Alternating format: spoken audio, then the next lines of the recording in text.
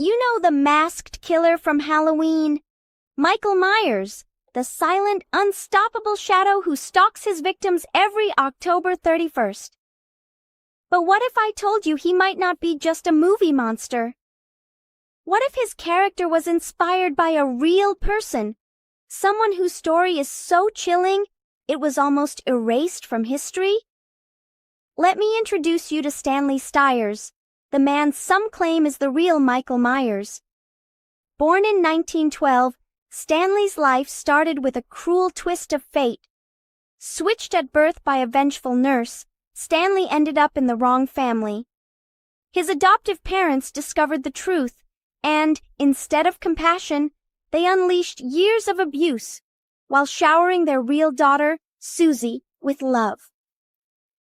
The horror began on the night before Halloween, 1923. Stanley, just 11 years old, was banned from trick-or-treating again. When Susie returned from a party, something inside him snapped. Grabbing a butcher's knife, he slaughtered his adoptive parents, his sister, and even the family dog. But the nightmare didn't end there.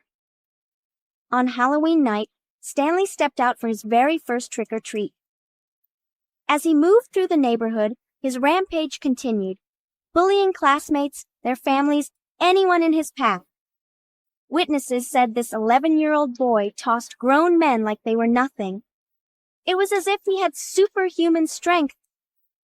When dawn broke, authorities found Stanley swinging quietly on a playground, eating candy. But instead of a courtroom, he was sent to a secret government hospital. His crimes wiped from public record. For 13 years, they studied him, desperate to figure out what made him tick. Demons? Possession? In the end, doctors said no. Stanley's evil was all too human. But the story doesn't end in captivity. On Halloween night 1936, at age 24, Stanley escaped. Now a giant of a man, 6'4", 260 pounds, he snapped the necks of the orderlies bullying him, survived a hail of bullets from federal agents, and vanished. Some say he continued his killing spree for decades, always on Halloween. The last reported sighting? Mexico City, 2013.